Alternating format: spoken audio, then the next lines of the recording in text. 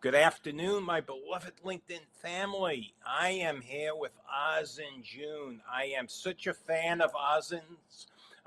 Just so thrilled that she honored me with the opportunity to interview her. Ozzin, I met at one of my sermons when I did my sermon at 7 a.m. And ever since I met her, I've been a fan. She is the queen of resilience. She was someone who went through quite a trauma. We're going to talk about that. She was kidnapped and raped 3 times, and she bounced back. She was on the cover of Forbes magazine. She was a mentor to the Bai royal family. She's going to tell her story. I'm going to introduce Ozzin. Say hello. You're live. Hello, everyone. Thanks so much for having me, David. I'm so excited for our talk, and I can't wait to share the journey and everything I've learned so far in the journey. The one thing I love about Ozzin, she's a devout Christian. She's a follower of Jesus. I met her at my sermon, and I'm going to let her do most of the talking. Ozzin, could you share, first of all, some insights into your early life and the Yes. experiences that shaped your journey? I was born originally in South Korea, and by the age of 6, 7 years old, I came to Switzerland and I grew up here all my life. When I was 18, I wanted to become an artist because originally I started in the hotel industry and hospitality here in Switzerland. Then the artistic called me, and I actually dropped out the first time in school then. I went to New York right the next day. It was a pretty bold move, but however, my mom really supported me. I found quickly out during that gap year where I was like doing freelance as an artist, like really drawing paintings and doing stuff, that I realized art alone is not what I wanted. I look for something where I can be creative, but also solve like real life problems. So that's like where I discovered entrepreneurship and something called design management. That got me back to university. When I returned and I finished my study to go to university, 1 year in the university, I was already looking for side hustles because I grew up in a family without a father. So it was just my mom, my younger sister, and I still don't know where my real father is. So it's a very complicated like family story, but I really want to find a way to make money online and support also our family. That's where my first side hustles start to take off in digital marketing, personal branding. I've done a bunch of things in online space until 2021, where I had this calling to transform lives because I felt I was chasing more than money.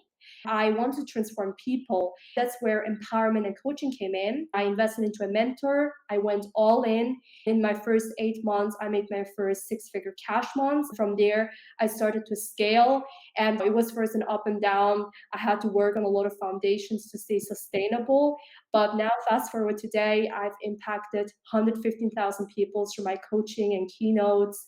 As you mentioned, Forbes mentioned, I've done a lot of live radio interviews and keynotes. And yeah, that's pretty much in summary of how I grew up. Then obviously we will talk about that, certain things that impacted me, obviously like traumas. But yeah, Yeah. looking back, it's everything was meant to happen. Well, you went through quite a trauma, and I read about that. Do you want to tell my audience what happened and how you found the strength to overcome that trauma? Yes, in 2019, 18, I was in a toxic, abusive relationship. I realized within the first 3 months that it was very controlling, abusive. I had no freedom, and it started already with like huge stalking. When I say stalking, it was 24/7 stalking. So it was really like 100 text messages a day. I would have like 200 calls, 50 social media accounts, people that were following me to school, library. The cause of that was me breaking up with my ex that was so abusive to me. But it wasn't as simple because many times people wonder, why didn't you just break up and ignore him? It was a little bit harder because despite blocking him in everywhere, like he would follow me everywhere, bombard me, pay people to follow me. And then I was kidnapped 3 times in a row here in Switzerland. Third time, it totally escalated because the first 2 times I luckily came back home safely by being able to kind of act along. And then I was so much in shock, I didn't really immediately talk about it. And I didn't want to go to the police and involve many people inside. I thought I can handle it. But the third time, when I was kidnapped, he put me into the car. I had no time to defend. I was like literally running away on the highways, trying to flee from him. And that's where he didn't just kidnap me, but he took me to a different place. Then he raped me in a hotel room where I couldn't go out and I was like locked up. And long story short, I luckily, by a blessing of Jesus, I got found by a local policeman at 3 a.m. in the morning. I got safe back home. But obviously, the trauma impacted me so much with a lot of trust issues, fear, PTSD. I didn't even know how much it impacted me until I was in a new relationship. So that was what happened in 2018. To me, this is like, wow, you are such a resilient person, the way you bounced back. You're talking about this and you're smiling. It's like, to me, wow, I don't know if I could have handled this as well as you have. How did you bounce back? You don't seem like you went through all this. You seem so normal. Well, I think it was definitely a process because in that moment it was so tough, very hard. And I think I really want to talk about the moment after I got home from the rape and kidnap, how worried my mom was. Like my whole family was involved. It was a court case that I went through for 3 years and it was a huge mess. This guy didn't stop until the police gave a warning. Otherwise, he would get expelled from Switzerland.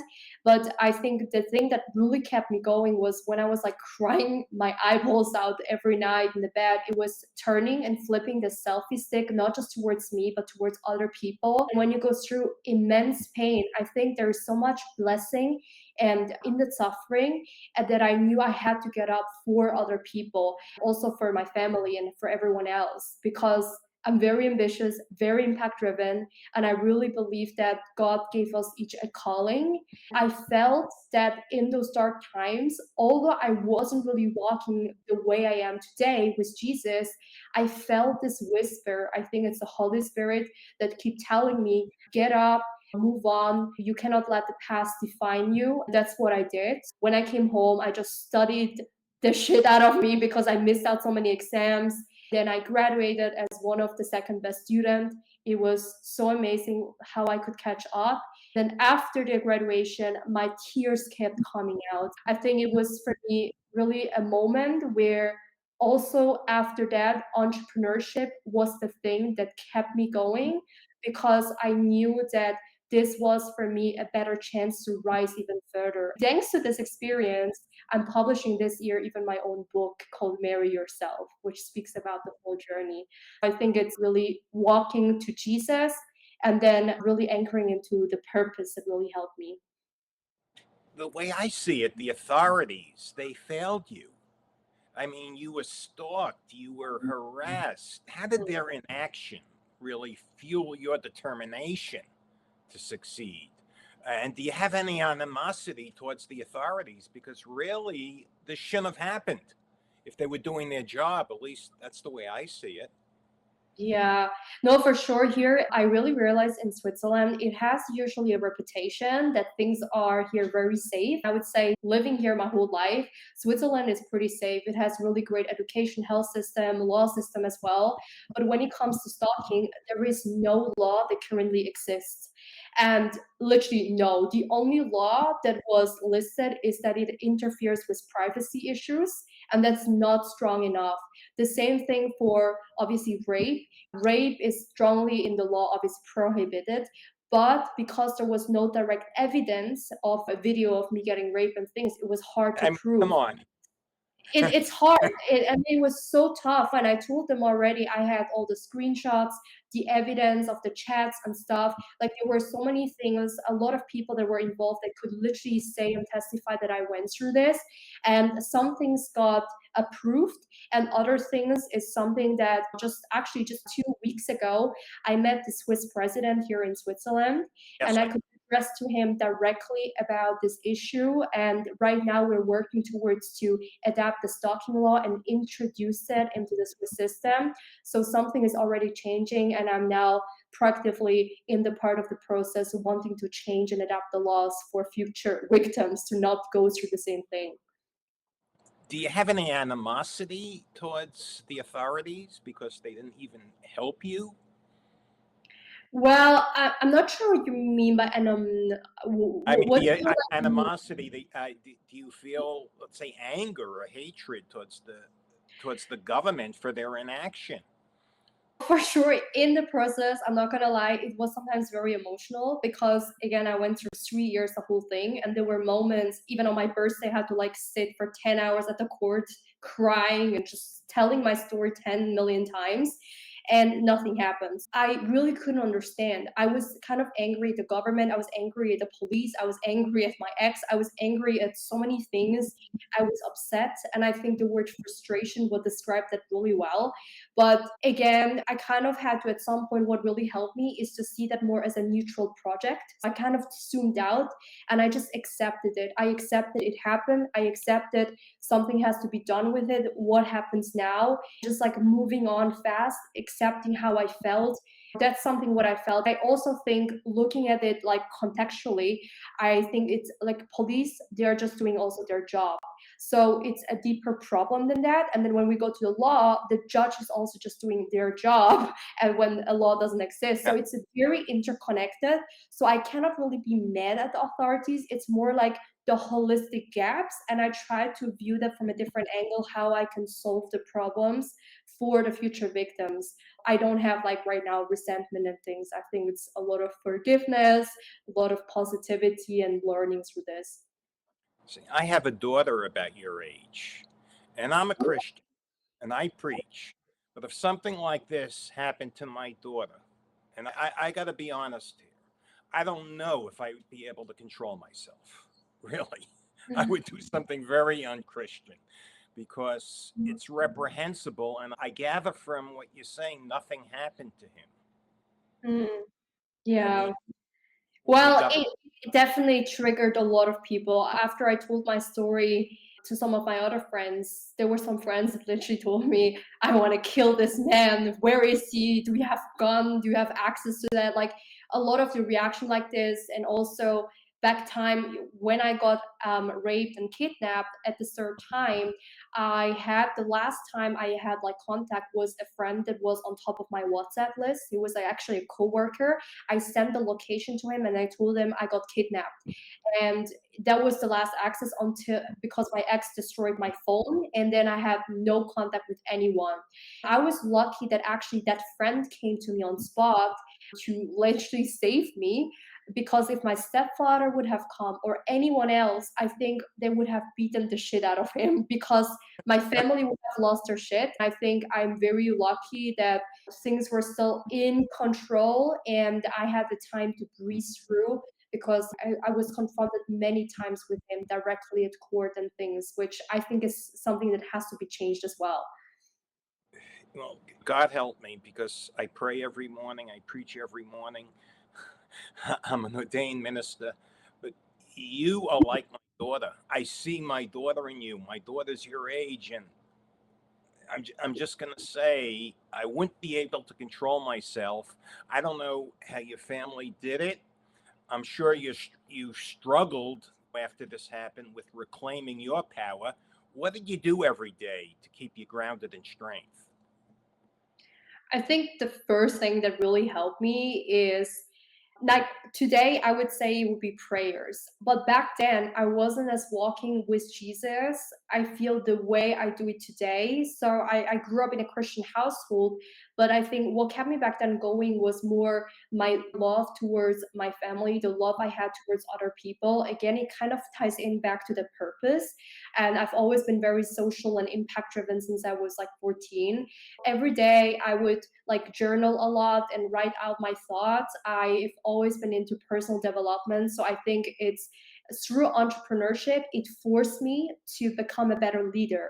I think walking in power over just pain and speaking a life over and victory over everything I did, that really helped me. This whole thing about lacking self-worth, tolerating a lot of the BS, and even like toxic relationship. I thought back then I was owning my self-worth. I quickly realized that I wasn't.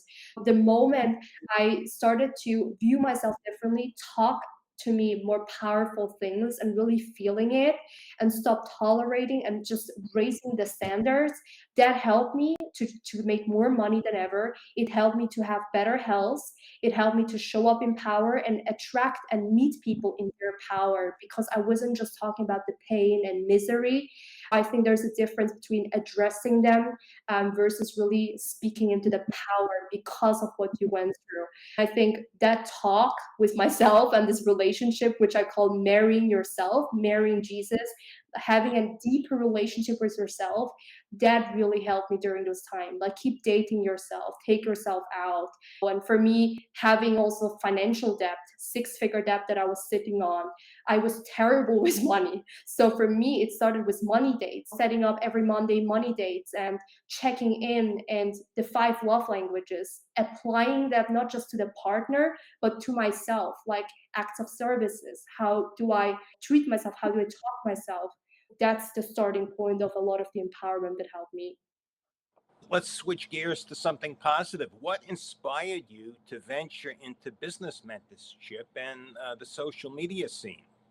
I think the first thing that really called me is because it was just so simple to get in, because social media is something I think our generation grew up with, and it gives us a chance that some, even like my parents, didn't have. So already at an early age, I had Instagram, Facebook, but I wasn't really serious about making money or doing business. It was in 2021 officially where I really took it seriously, as I mentioned, when I hired a mentor. And there, my mentor explained to me the power of social media. You don't have to pay a lot. It's like zero upfront cost. You, your voice, a camera, your phone, and you can print millions if you just show up. So I started to share my story every single day. I shared my offer. I talked and sell every single day. There was no day I was not selling. I changed my mind to not just selling, but it's really about the service, helping people. It's really my duty. And that changed my life when I had my first 5,000 clients, and then a client at 10,000. And I started to learn high ticket sales. I saw is really money is a reflection of the impact I'm making in people's lives. And when I started to see that, and I went on podcasts, I got invited on stage. I got invited to Hyundai from the CEO there. All the things, even with Dubai, meeting the royal family, all of that was possible because of a compound effect of social media. That's where I took everything even more seriously. I came to the point where I really fall in love with that, because I get to connect with people like you, with other people, and it would have never been possible without social media. I think we had the same mentor. We have the same person who mentored us about social media. That's Shanae Marie that you work with. Yes, I had multiple mentors in my journey. So in the very beginning, it was somebody else in coaching. And then depending on the area specialized, I had different mentors. But when it comes to LinkedIn, Shanae is like the go-to person. So I've learned through Yeah. Shanae LinkedIn marketing, organic marketing, and that helped me a lot to build even my skill set up. To be very candid, it was Shanae's team that told me to interview you some time back, and I'm very, very thankful. Tell me about how you built a multiple six-figure business in just 8 months, and how you eventually was featured on Times Square, I understand, in New York. Yes. Well, I think it's a couple of things, but I would say for anyone who wants to get to the six-figure mark first, I think there's so many ways these days to make money. The number one thing is, don't just follow the money. Like, what really, like, zoom out, and what is it beyond just a short term? What's a trademark and legacy you want to leave? I think that question, whether it's coaching, doing digital products, e-commerce, there's so many ways, but I think number one is like getting the clarity and where you're going to play the long-term game. Then obviously when you're in coaching or you have a service-based business, the number one thing that helped me was content creation. So I call it content that is like premium. Everything you have to view your every content piece that you do as a funnel towards the offer that you have. So you can do value content, educational content, belief shifting content, telling your story. There's a couple of frameworks that I teach, especially messaging. You have to understand messaging, be really good at what you are only as good as you communicate. A lot of the people, they are so good in what they do, but they're frustrated. They're not making the income because their zone of genius doesn't match up the messaging. Learn messaging and content. Number two, after that is traffic. Ask yourself daily, what can I do today to increase the eyeballs on my offer? That means, for example, podcasts like you and I do with the podcasting right now, with Facebook groups. There's so many ways on how to get more visibility.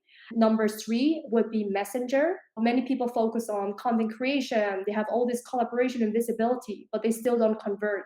That's because they're not having enough conversations. Taking the time to make genuine connections, having conversations in the DMs, whether you make the sales in the DMs or you go into a sales call. And the fourth step would be make the sale. So you get on a call, you're showing up as a leader, as a consultant. You're here to genuinely help people. You're turned down if it's not a right match. And if it's a right match, you take the money, you make people commit, and you move on and solve the problem. If not, you can also do a DM sales. I would say focus on those four activities: content, traffic, sales, and messenger. And that's how you scale to six figures. From there will be more things that you will learn. But the core element in that I've really learned in a hard way is show up in power. At the end of the day, you can have the best systems, strategies, mentor, but everything will be a scam if you don't take action. And you have to show up as yourself, as your authentic self. That means let out your voice to be raw, the way it is. Talk to the audience the way you would talk at home with your husband, wife, very raw and free, and showing your power up, and you will attract people in their power. You were featured on the cover of Forbes magazine. They called you the Empress of Mentorship and the voice of Gen Z. What does that mean to you to accomplish something so great? The cover of Forbes. Thank you. Well, for me, it was a huge milestone because all of these things is something that I just shortly dreamed about just like 4 years ago. When I was in my bedroom, I was a nobody. I was just like really starting it. I didn't have any connections. I think when I really look back, it's beyond just like the media features, the story that is just behind all of that, because it's like, as I mentioned, the rape, the trauma, the staying power when things were really hard, and being featured there feels really like an honor. And I get to meet more and more people that are also doing amazing other things in their world. To co-create with other leaders has been more amazing than ever to make further impact. Now, could you elaborate on your role as the mentor to the Dubai royal family and also the impact that's had on you? In 2023, I got invited to Dubai. It was at the Global Women Leadership Awards. And they had a whole women empowerment event and award show they do every year. And I got nominated as the best business mentor there. I just submitted the things, what they wanted, the impact I've done through the coaching, obviously through the 4 years, impacting people online and offline through keynotes. I've also acted as a UN Peace Ambassador and as a country director of Global Peace Chain, impacting 15,000 people in Nigeria and other third world countries through the project that I was doing against domestic violence that ties in very close to my story about rape and kidnap, to teach women and girls out there to set boundaries and how to heal from such experiences. It's very close to the peace work I do and also the business work I do, both. When I was there and on stage, I could share my story. The royal family from Dubai was there, and I received my award with them together on stage. It was a huge moment. It was super fun as well. It was also special to receive such things actually in Dubai, because I felt Dubai was still an evolving country when it comes to women empowerment. I had this talk with my boyfriend, and we both said, wow, that's pretty controversial. How can you have a woman empowerment event in Dubai? But I'm very happy that things are progressing. And for sure, every culture still has its rules. Like, for example, guys don't shake hands with the women there on spot. But I felt very supported, and just the moment in a different culture was for me an amazing experience to have. Okay. What other ways are you using your platform to support and advocate for survivors of abuse and systematic failures? Because it's not just abuse, the system, it failed you, it fails a lot of people. Yes. Well, I think through social media, the first thing that I always do is to create content. So I think it's like showing up in posts, in the stories, telling the stories again. And then also, like, I always ask before I post something, like, what's really the intention of this post? What's like the key takeaway? What's the energy of this post? Because a lot of the time people try to be consistent, to just be consistent, but I really want to post everything that I do also with a very strong power behind that. So sometimes less is more because of the quality. I would say I do it through podcasting, through the coaching. I do it through UN Peace Ambassador. It's a lot of also volunteer work as well. Then the other thing that I do is through collaborations, whether it's like lives, doing events, in-person events as well. I just try to leverage every platform in ways. For me, what comes very easy is speaking and writing. So I use both of these expressions to even reach presidents, to get even into politics, because at the end of the day, you only have so much power depending on how well you communicate, how well you build your relationships, how well you also market yourself. I've learned that to constantly sell yourself, sell the idea, negotiate even the law changes as well, and do the work, research the things in advance before meeting the people. What are your future goals? The future goal is something that I already live by every day. I'm very happy with what I do today with coaching and speaking. I think where I see the bigger vision going is I want to build healing resorts and leadership academies. I have like already signature program around leadership and messaging that I teach people that amplifies your money, health, and relationships. Where I really see that going is I want to be able to connect my entrepreneurship through this whole healing work that I do through Jesus. The legacy really lies in how can I empower today even one person to walk to Jesus, give their life to Jesus, because that's just everything. For me, that part, and then knowing, equipping people with the skill set to be able to have this freedom to do what they love, and you can still make money and all of these things, that's really a big passion. The third part that I really want, and I feel this calling, is to unify South and North Korea. I know this is super random, but already years ago I felt this call. That's why, I don't know, for some reason diplomacy came in my way. That's how I got into UN Peace Ambassador. That happened just like 2 years ago. Now I feel all the people that I meet, or even president like Trump or the Swiss president, I knew I'm going to meet them very soon. A lot of the things that I've imagined, it is happening. I really want to be able to support the unification of South and North Korea in the upcoming years. Well, that's a very admirable goal.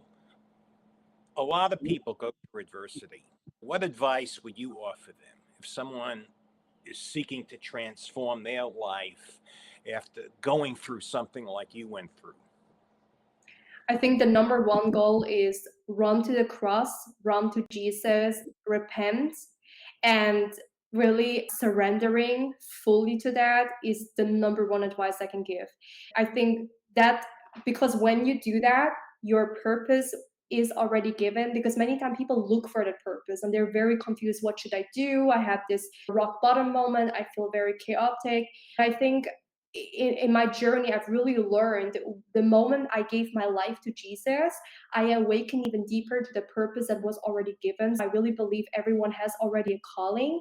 Then also this whole thing, the whole past around the rape and abuse, it opened doors to demons. I was tormented by PTSD, panic attacks, by things with lust, and it was the demon coming in so many ways and shape and forms. It tormented my healthy relationship that I'm in for 4 years. I think we talk a lot about the event itself that was terrible, but I personally find the event after that is even more terrible because the healing process is so messy. It comes up in so many different ways. We are our own triggers, but then it happens. You're in a good situation, people say one word, one thing, and you trigger yourself. I really think the ultimate way to heal is only through Jesus, is through the words, reading the Bible, praying, just starting, get into a community where people pray, even that's very new for you. The number two step from that, if you go through adversity, is give yourself lots of self-compassion. I used to always tell people have lots of self-love, but I think compassion is more important because when things go well and you're in your power, you can show up powerfully, but when things don't go well, who are you? This is where a lot of people, their identity is like crawling on the floor. You have to put your identity into something permanent, and that is through Christ alone and through compassion and the love that you give to yourself and to other people. So that's my 2 cents for people who go through adversity. Well, amen to that. That is beautiful. What legacy do you hope to leave behind? How do you want to be remembered? I know you're very young.